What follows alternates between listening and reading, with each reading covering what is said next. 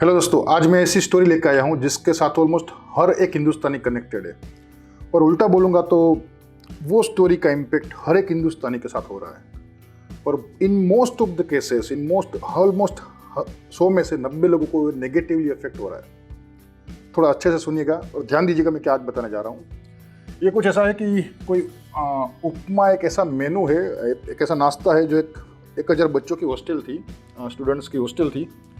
वहाँ पे डेली सवेरे उपमा नाश्ते में मिलता था। डेली बच्चे लोग परेशान हो गए थे, क्या करें, इसका कोई इलाज निकालो, इसका कोई इलाज निकालो। तो अच्छे खासे स्टूडेंट्स जाके जो संचालक मंडल था उससे मिले और उन्होंने उनको रिक्वेस्ट किया कि भाई ये उपमा के बदले कुछ नया लेके आओ, हमें कुछ दूसरा चाहिए ब्रेकफास्ट के अंदर। तो संचालक मंडल ने बोला चलो कोई बात नहीं, इलेक्शन करते हैं। और इलेक्शंस में कुछ दूसरे अलग अलग डिशेस के प्रपोजल आए कुछ इस तरीके से। उपमा फिर भी इन्होंने हटाया नहीं, क्योंकि उपमा एक ऐसी चॉइस थी छोटी मोटी सेगमेंट के लिए, फिर भी प्रेफर्ड था। दूसरा ऑप्शन इन्होंने लिया, इडली सांभर ऐड किया, पूरी सब्जी ऐड किया, आलू पराठा ऐड किया, डोसा और ओटमील जैसी नई चीज़ जो कि आज की तारीख में हेल्दी ब्रेकफास्ट मानी जाती है, वो भी ऐड की। और एक चीज़ था, उस उत्पम था, वो भी ऐड किया इन्होंने। तो इसके ऊपर इलेक्शंस किए इन्होंने। ऑलमोस्ट हर एक विद्यार्थी 1000 बच्चे ने वोटिंग किया। उपमा को मिले कुछ 20% वोट मिले थे, 20% वोट। इडली सांभर को मिले 19.6% वोट। और पूरी सब्जी थी उसको मिले कुछ 19% वोट। आलू पराठा को मिले 18.8% वोट। जो डोसा था उसको मिले 10.2% वोट। ओटमील का एक प्रपोजल था उसको मिले 9.8% वोट। और उत्पम को मिले 2.6% वोट। ये रिजल्ट देख के ऑलमोस्ट हर एक जो ऐसे स्टूडेंट थे जिन्होंने इन सबको वोट किया था, वो स्टूडेंट्स ये रिजल्ट देख के दंग रह गए। बोले ये कुछ ज़्यादा ही हमारे साथ गलत हो रहा है, इसको निकालना पड़ेगा, ये कुछ गलत हो गया इलेक्शन में। और हमारे साथ भी आज की तारीख में वही हो रहा है। इलेक्शन के अंदर हमें भी वही तकलीफ है कि जिनको जाना चाहिए वो नहीं जाते, जिनको बढ़िया लोग, जो अच्छे काम करने वाले लोग आने चाहिए वो नहीं आ पाते। थोड़ा इसका और अच्छे से विश्लेषण करते हैं कि क्या हो रहा है। देखिए, कुछ एक 200 बच्चे थे जिनको उपमा फिर भी पसंद था। बाकी के सारे बच्चे को उपमा के अलावा का दूसरा ऑप्शन पसंद था। तो कुछ लोगों ने कहा कि क्योंकि ये ऑपोजिशन इन सब के बीच में डिवाइडेड है, इसलिए उनका काम नहीं बन रहा। चलो इनको मान लो कि ये लोग कुछ आपस में बात करते, ये सब लोग जिन्होंने इसको ये सारी आइटम्स को वोट किया है, ये लोग आपस में बात करते हैं और मान लो कि कुछ ऐसा रास्ता निकालते, तो बहुत सारी बार ये कुछ हद तक कॉम्प्रोमाइज़ होगा। क्योंकि इनका फर्स्ट प्रेफरेंस अभी भी कुछ एक इडली सांभर था, कुछ एक पूरी सब्जी था। लेकिन इन्होंने आपस में थोड़ी बहुत डिटेल में डिस्कशन की। तो जब मान लो कि पूरी सब्जी वाले आपस में बात कर रहे थे किसी इडली सांभर को जिन्होंने वोट दिया उनके साथ, तो उन्होंने बोला कि भाई हमें तो इडली सांभर भी चलता था, लेकिन क्योंकि हमें एक ही ऑप्शन मिलता था दबाने के लिए, तो हमने हमारा फर्स्ट प्रेफरेंस दबाया पूरी सब्जी का। कुछ वैसा ही इनके साथ भी हो रहा था। आलू पराठा वाले लोग थे, वो भी बोले हमको भी इडली सांभर चलता था, हमको भी शायद पूरी सब्जी भी चलता था। कुछ एक लोग, हर कोई नहीं, लेकिन कुछ एक लोग बोले। इडली सांभर वाले बोले कि भाई हमारा प्रेफरेंस इडली सांभर था, लेकिन हमें तो ओटमील से भी कोई तकलीफ नहीं थी, ओटमील जैसा हेल्दी नाश्ता कोई नहीं है, लेकिन क्योंकि एक ही प्रेफरेंस दबाना था तो ये इश्यू था। और हमारे साथ भी कुछ वैसा ही हो रहा है हमारी लोकशाही के अंदर। हमारे वोट्स को हो सके उतना बांटने की कोशिश करते हैं। दूसरा एक मैं आपको छोटी सी बात बताता हूँ। मान लो कि ये उत्पम ऑप्शन के अंदर होता ही नहीं, तो ये 26 में से कुछ एक लोगों ने भी, 26 में से मतलब 5-6 लोगों ने भी इसको वोट किया होता और 26 में से एक ने भी इसको वोट नहीं किया होता, तो शायद इडली सांभर ये इलेक्शन जीत जाता। कुछ वैसा ही इनके साथ था। मान लो कि 5-6 लोगों ने यहाँ पे वोट किया होता, 26 में से 15 लोगों ने इसको वोट किया होता, तो शायद पूरी सब्जी भी जीत जाता। उत्पम एक ऐसी डिश साबित हुई जो वोट कटर है। इन्होंने इन सब के वोट काटे और अलग से इसका तो कुछ नहीं बना। ये तो मतलब वैसे ही, मतलब जीत की बात छोड़ो, नजदीक भी नहीं आई। उसके अलावा ऐसा था कि ओटमील ऐसी चीज थी, ऑलमोस्ट सारे स्टूडेंट मानते थे कि भाई बढ़िया नाश्ता है, लेकिन हमारा प्रेफरेंस फिर भी ट्रेडिशनल है, हम नई चीज को ट्राई नहीं करना चाहते। तो वैसे में ही जब इंटरनल डिस्कशन चल रहा था तो वहां पे एक बच्ची थी जिसको मेरी एक वोटिंग प्रोसेस का प्रपोजल, जिसको मैं प्रॉपर बोलता हूँ कि वही सही मायने में राइट टू रिजेक्ट है, उसके बारे में मालूम पड़ा। और उसने इन सबको समझाया कि भाई कुछ हमारा वोटिंग जो हमने जिस तरीके से किया वो उस तरीके से ना करके इस तरीके से करते हैं, जिसमें हर एक वोटर यानी कि हर एक स्टूडेंट जिसको जो भी ब्रेकफास्ट या नाश्ता चलेगा उसके सामने वो ग्रीन बटन दबाएगा या तो हाँ बोलेगा, भाई हाँ मुझे ये चलेगा। मान लो कि मैं वोट करने जाता हूँ, मुझे उपमा चलता है तो मैं ग्रीन बटन दबाऊंगा, मुझे इडली सांभर चलता है तो मैं उसके सामने भी ग्रीन दबाऊंगा, मुझे पूरी सब्जी नहीं चलता तो मैं उसके सामने रेड दबाऊंगा, आलू पराठा नहीं चलेगा तो मान लो कि मैं उसके सामने रेड दबाता हूँ, डोसा शायद चल गया तो मैंने उसके सामने ग्रीन दबाया। ओटमील सब लोग मानते हैं कि अच्छी चीज़ है, मैं भी मानता हूँ, तो उसके सामने भी मैंने ग्रीन बटन दबाया। लेकिन उत्पम के सामने मैं क्लियर नहीं हूँ तो मान लो कि मैं उसको छोड़ भी देता हूँ तो चलेगा, मैं कोई भी बटन नहीं दबाऊंगा और ये वोट कास्ट करके मैं निकल आऊंगा। वैसा ही काम हर एक विद्यार्थी को इसके अंदर करना था। हर एक विद्यार्थी एक एक ब्रेकफास्ट के अगेंस्ट, एक एक ब्रेकफास्ट के अगेंस्ट, एक एक डिश के अगेंस्ट हाँ या ना बोलेगा। हाँ मतलब ग्रीन, ना मतलब रेड। जब वो हाँ बोलता है यानी कि यस कहता है या तो ग्रीन दबाता है, सॉरी मैं जरा कलर बदलता हूं इसका, यस मतलब +1 वोट, नो मतलब -1 वोट, और मान लो कि इसके केस में मैंने कुछ भी नहीं दबाया था तो नथिंग मतलब नो बटन मतलब 0 वोट। इस तरीके से सब लोग, हर एक विद्यार्थी को वोट करना था। यदि आप किसी के सामने हाँ बोलते हो तो ग्रीन बटन दबाना है, किसी डिश को आपको पसंद नहीं तो उसके सामने आप ना बोल दीजिए। और जैसे ही इस तरीके से वोटिंग हुआ तो नतीजे कुछ इस प्रकार से आए। यस बटन वाले यहाँ पे दिखे, मैंने लिखे, नो वाले यहाँ पे लिखे, और नेट इनको कितना वोट मिला वो मैंने यहाँ पे लिख रहा हूँ।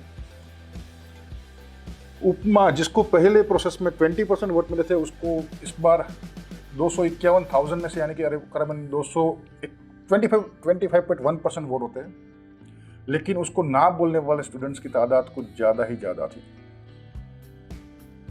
वैसा ही दूसरे ब्रेकफास्ट का है इडली सांभर का। जब इडली सांभर का ऑप्शन के सामने यस बोलने का मिला लोगों को तो ज़्यादातर स्टूडेंट्स ने, करीबन 725-26 स्टूडेंट्स ने यस बोला और 223 स्टूडेंट्स ने ना बोला।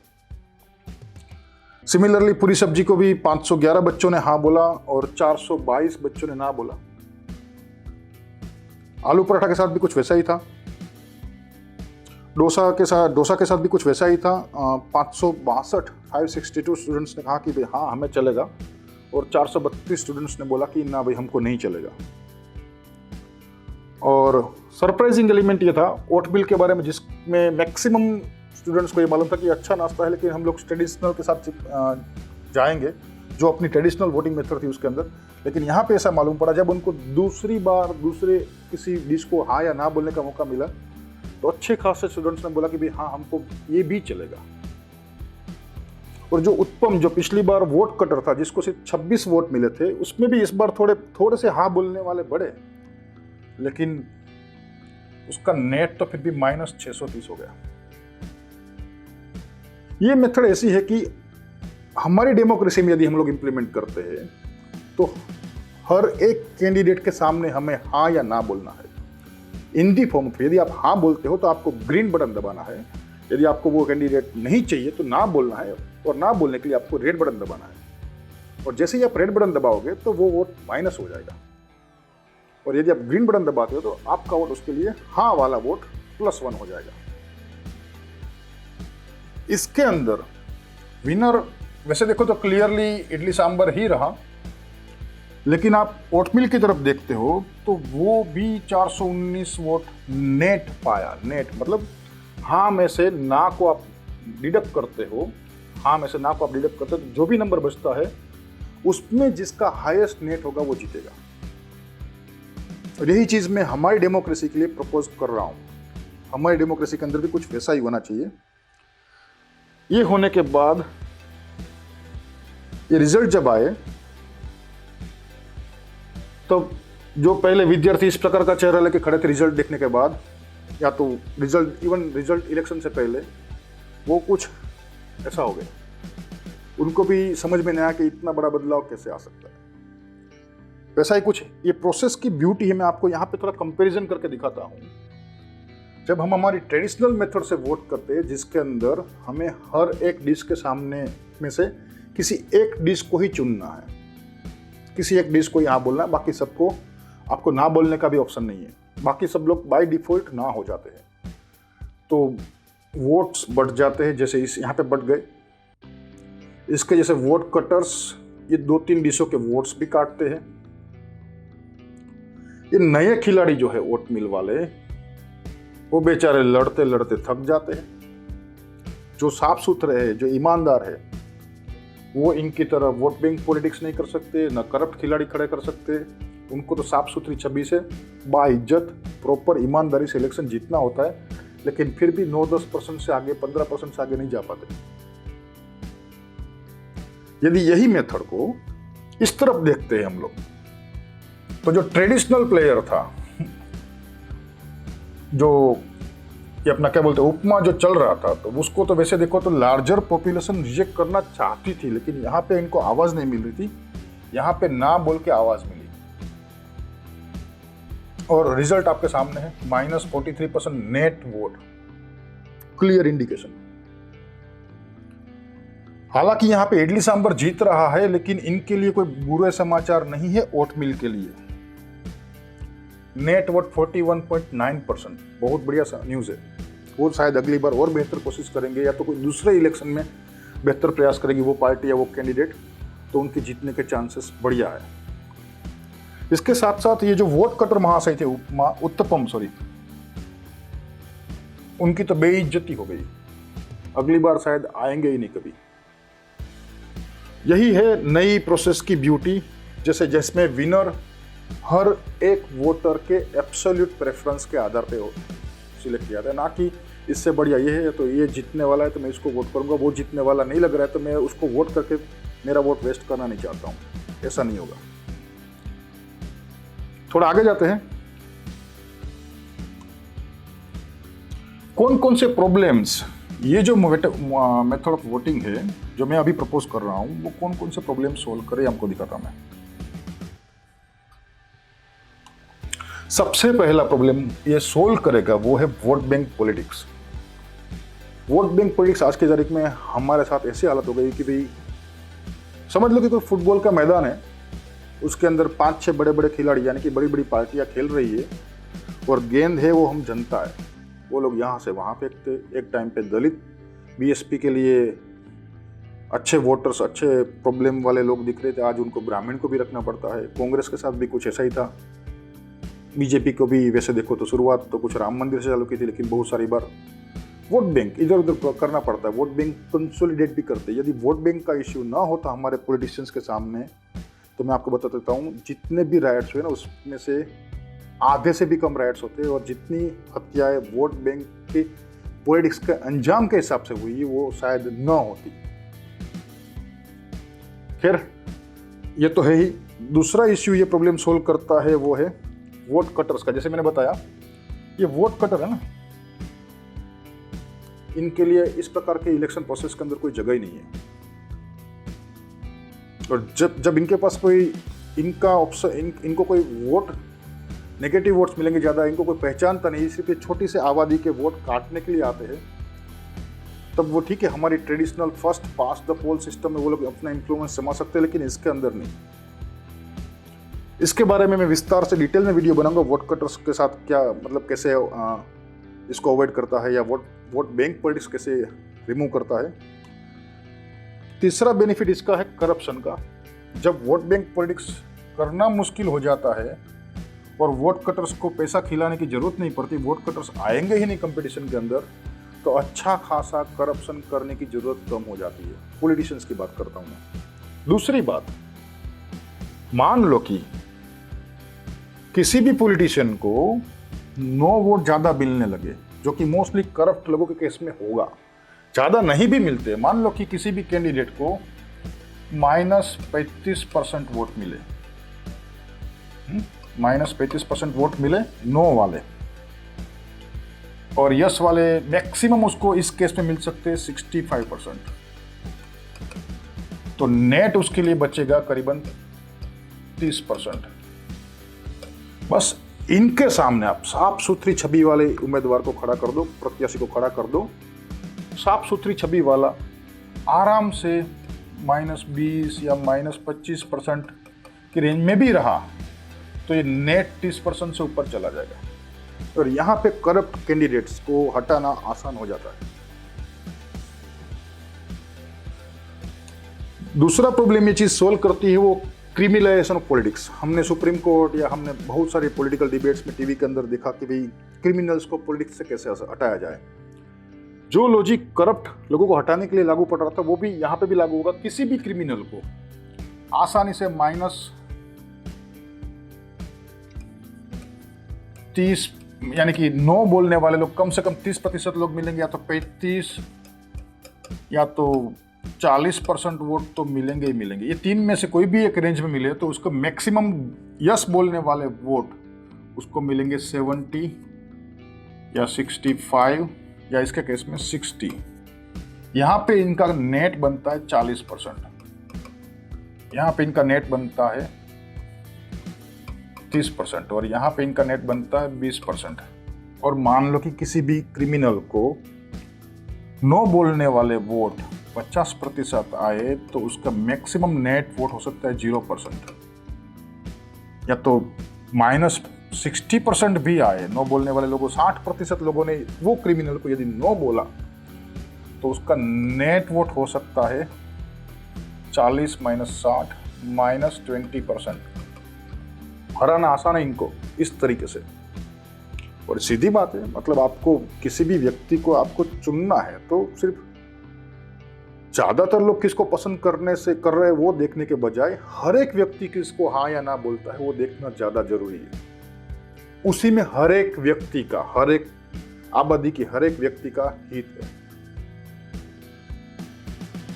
तो क्रिमिनल्स को भी हटाना आसान हो जाएगा पॉलिटिक्स से। और जब ये सब कुछ नहीं रहेगा तो अच्छी सोच वाले लोग आएंगे, अच्छे इरादे वाले लोग आएंगे, जो पार्लियामेंट के अंदर या स्टेट असेंबली के अंदर ओपोजिशन में होने के बावजूद भी हर एक सही मुद्दे को ओपोज नहीं करेंगे। सही मुद्दा होगा तो सरकार का साथ देंगे, क्योंकि उनको ना तो वोट बैंक पॉलिटिक्स करना है, ना तो उनको सरकार गिराने का ऐसा कुछ इंटेंशन है। यदि मान लो कि वो किसी भी अच्छे मुद्दे को वो लोग ओपोज भी करते हैं तो सरकार जाके पब्लिक को बता सकती है कि ये आपके फायदे में है, इतने इतने पॉइंट्स, फिर भी ओपोजिशन पार्टीज ये बिल को रोक रही है, तो अगली बार आपको सोचना है कि आपको इनको यस बोलना है या नो बोलना है, यानी कि रेड बटन दबाना है या ग्रीन बटन दबाना है या रेड बटन दबाना है इनके सामने। तो अपने आप और शर्म भी आएगी, और दूसरी बार जीतना है तो अच्छे इनिशिएटिव्स जो भी गवर्नमेंट लेगी या तो उसको और बेहतर करने के प्रयास करेंगे वो लोग, या उसको उसी रूप में सपोर्ट करेंगे, लेकिन अच्छे इनिशिएटिव्स को किसी भी हालत में रोकेंगे नहीं। जैसे फार्मर्स लॉ की बात करूं तो उसको रिपील करना पड़ा, वो एक्चुअली वोट बैंक का भी इश्यू था, वो चाहते तो बेहतर कर सकते थे। दूसरा बड़ा इश्यू सोल्व करता है ये वोटिंग का। हमारे यहाँ पे बहुत सारे लोग वोटिंग करने जाते नहीं, क्योंकि उनको मालूम है कि जितने भी कैंडिडेट्स खड़े हैं उसमें से किसी भी को भी वो पसंद नहीं करते। जब आप वो किसी को भी पसंद नहीं करते हो और उनको नो बटन दबाने का ऑप्शन देते हो हर एक के सामने, तब वो आएंगे और वोट देंगे। और इस प्रकार के लोग जिनको मालूम है कि कौन उनका नेता होना चाहिए, उनका पोलिंग बूथ तक आना ज़्यादा जरूरी है as compared to the one जो लोग अपने जातिवाद के आधार पर या संप्रदायवाद के आधार पर वोटिंग करते हैं।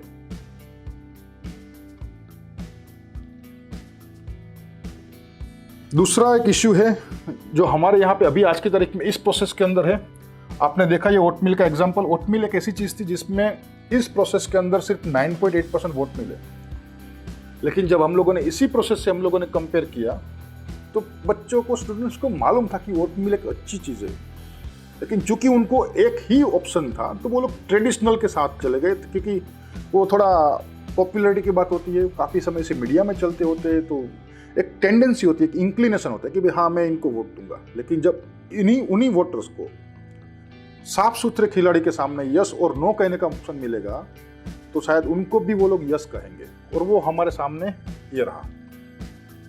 और जब इस प्रकार से ऑनेस्ट लोग पॉलिटिक्स के अंदर आएंगे और मान लो कि वो जीत भी गया, मैं आपको एक सिंपल सा एग्जांपल देता हूँ, ऐसा साफ सुथरी छवि वाले व्यक्ति को जिता दिया और लेट्स से वो एनवायरमेंट एंड फॉरेस्ट मिनिस्टर बन चुका, तो फिर वो इस प्रकार के लोग हैं ना, ओछी राजनीति में नहीं जाते, वोट बैंक पॉलिटिक्स या करप्शन या उसमें इन्वॉल्व नहीं होते। वो लोग अपनी एनर्जी, अपनी ताकत ऐसे लगाते हैं जैसे मैं ये जंगल जो एक जमाने में जंगल था, फॉरेस्ट था, उसको आज मैं और डेंस फॉरेस्ट रिक्लेम कैसे करूं। उनको मालूम भी होता है कैसे करना, यदि नहीं भी मालूम होता है तो इस प्रकार के लोग सही रिसोर्सेज को ढूंढ के आते हैं कि भाई चलो आप मुझे हेल्प करो, आप ये यूनिवर्सिटी से हो, इसके ऊपर रिसर्च करके ये फॉरेस्ट को और कैसे डेंस बनाया जाए। और वही होना चाहिए, ना कि हमारे भतीजे को कॉन्ट्रैक्ट दिलाना है, आप ये करो, हमारे साले साहब के बच्चे के साथ ये करना है, हमारे साले को कहीं और बिठाना। वैसे लोग न हो तो बढ़िया है, और ऐसे लोगों के लिए जगह मिले वो ज़्यादा जरूरी है।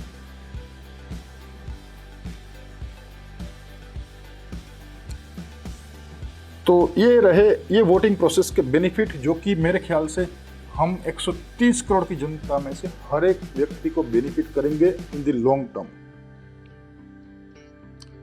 यदि ये सिस्टम इंप्लीमेंट होता है तो मैं आपको बता देता हूं, हमारे सामने अभी अब कुछ समय पहले महाराष्ट्र के अंदर ये न्यूज़ है, नवंबर 29, 2021 की, महाराष्ट्र के अंदर किसी एमएलए को कंप्लेन की किसी ने कि भाई यहाँ पे इस एरिया में पुलिस वाले ट्रक वाले को बहुत परेशान करे, 500-700 रुपये पर ट्रक एंट्री ले रहे हैं। तो वो एमएलए खुद स्टिंग ऑपरेशन करने गया ड्राइव करते करते, और उसने खुद ने देखा और स्टिंग ऑपरेशन को रिकॉर्ड भी किया, और रिकॉर्ड करने के बाद सबमिट किया, और एसपी साहब ने प्रोब ऑर्डर किया। सिर्फ प्रोब ऑर्डर नहीं हुआ, आपको बता देता हूँ उसका करंट स्टेटस ये कि वहाँ पे जो 4 पुलिसकर्मी थे उनको सस्पेंड कर दिया गया। हमें ऐसे एमएलए चाहिए, ऐसे एमपीज चाहिए जो हर एक सरकारी अधिकारी को सुचारू रूप से काम करने के लिए मोटिवेट करे, जरूरत पड़े तो, यदि जरूरत पड़ती तो मजबूर भी करे।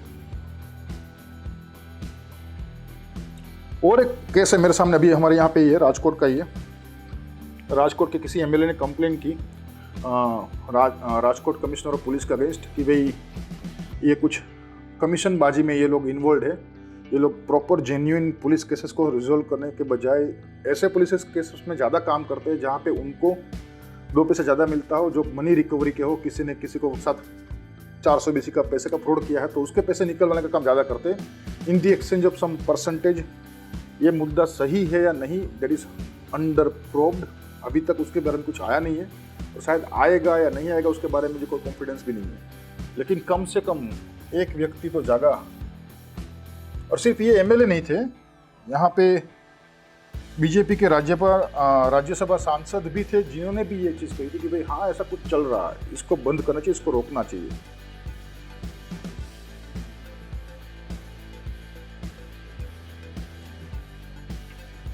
अच्छा, मैं ये जो प्रपोजल रख रहा हूं वो किस हद तक कॉन्स्टिट्यूशनली वैलिड है, क्योंकि किसी भी चीज़ को हिंदुस्तान के अंदर कानून बनना होता है ना, तो कॉन्स्टिट्यूशन वो कानून को सपोर्ट कर सकता है। कॉन्स्टिट्यूशन में ऐसे कानून बनाने के लिए कोई प्रावधान है या नहीं उसकी बात होती है, वो पहले चेक किया जाता है, इंसानियत की बात बाद में, पहले वो चेक करते। कॉन्स्टिट्यूशन के अंदर ये कोई भी नया प्रपोजल आया है उसके लिए कोई जगह है क्या, वो ऐसा कोई एक्ट बना सकते हैं क्या, या एक्ट को मॉडिफाई करके वो नए प्रपोजल को एकोमोडेट कर सकते हैं कि नहीं।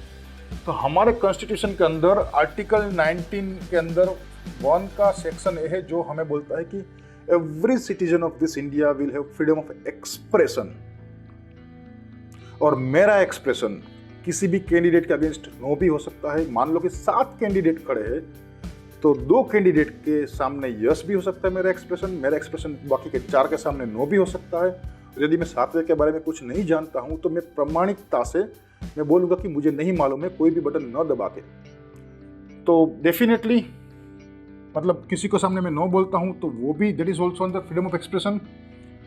किसी के सामने मैं यस बोलता हूँ तो that is also under freedom of expression.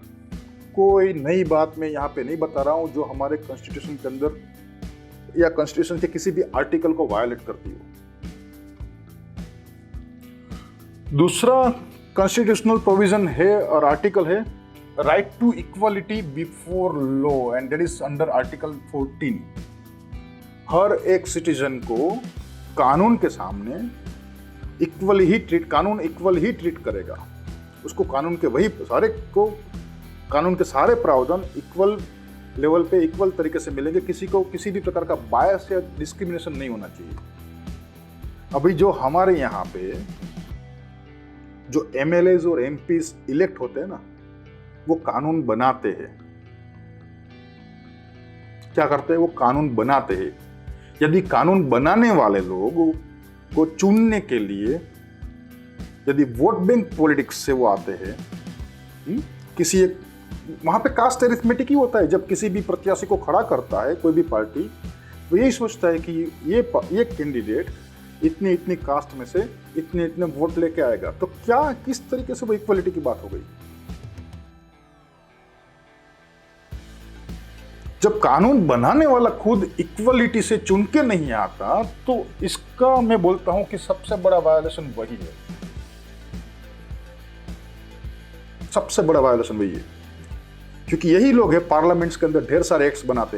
Acts छोड़िए, कॉन्स्टिट्यूशनल अमेंडमेंट्स भी प्रोवाइड करते हैं यदि उनके पास उस प्रकार की मेजोरिटी होती है तो। यही वो लोग होते हैं जो वोट बैंक की राजनीति करके, इनइक्वलिटी की राजनीति करके जीत के आते हैं। किसी एक समुदाय को आगे करके उसको प्रेफरेंस लेके जीत के आते हैं और कानून बनाते हैं, और फिर उसी कानून के सामने हमको इक्वलिटी की बात करता है हमारा कॉन्स्टिट्यूशन। ये तो गलत है।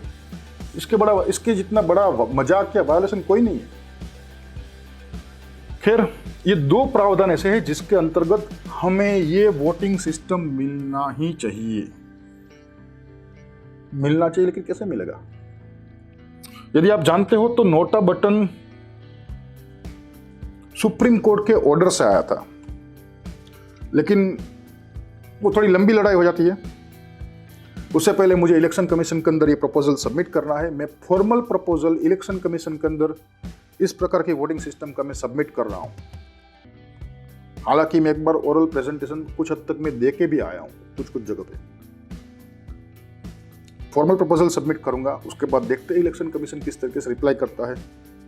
यदि जरूरत पड़ी तो लॉ कमीशन ऑफ इंडिया को भी सबमिट करेंगे, मिनिस्ट्री ऑफ होम अफेयर्स और प्राइम मिनिस्टर ऑफिस को भी सबमिट करेंगे। उसके बाद देखेंगे यदि वहां से कुछ काम नहीं बनता तो सुप्रीम कोर्ट भी जाएंगे, क्योंकि वो जो कॉन्स्टिट्यूशनल प्रोविजन है दोनों, आर्टिकल 19(1)(a) एंड आर्टिकल 14, उसके हिसाब से तो ये प्रोसेस में बहुत सारे वायलेशंस हो रहे हैं। लेकिन तब तक आपको क्या करना है, हो सके तो ये वीडियो जितने भी अपने जानकार लोग हैं उनके साथ शेयर करिए, लाइक करिए, मुझे मोटिवेट करें। जब तक आप लाइक नहीं करेंगे, जब तक आप शेयर नहीं करेंगे, तब तक मुझे ऐसा लगेगा मैं ऐसे लोगों के लिए मेहनत कर रहा हूं जिनको खुद की नहीं पड़ी है। उनको ये तो मालूम है कि फलानी एक्ट्रेस की कौन सी मूवी आ रही है, फलानी एक्ट्रेस की शादी किसके साथ हो रही है, लेकिन उनको ये नहीं मालूम है कि उनके लीगल राइट्स क्या है। कम से कम यदि आप चाहते हो कि अगले 10 से 15 या 20 साल के अंदर आपके बच्चों को या आपके बच्चों के बच्चों को फ्री में क्वालिटी एजुकेशन मिले गवर्नमेंट स्कूल्स के अंदर, या तो फ्री में क्वालिटी हेल्थ केयर मिले गवर्नमेंट हॉस्पिटल्स के अंदर। क्वालिटी हेल्थ केयर मतलब अच्छी ट्रीटमेंट ही नहीं, प्रॉपर तरीके से कोई भी आपको दवाई लेनी है तो भी लाइन ना लगे, और लाइन लगनी भी है तो आपको थोड़ी देर बैठने का ऑप्शन मिले। वहाँ पर लाइन होगी 10-15 मिनट की, हो सकती है, नहीं हो सकती ऐसा नहीं, लेकिन एटलीस्ट वो 10 मिनट के लिए तो किसी को बैठने की जगह होनी चाहिए। यहाँ पे लोग 3-3 घंटे लाइन में खड़े होते हैं, उसके बाद मेडिसिन मिलती है।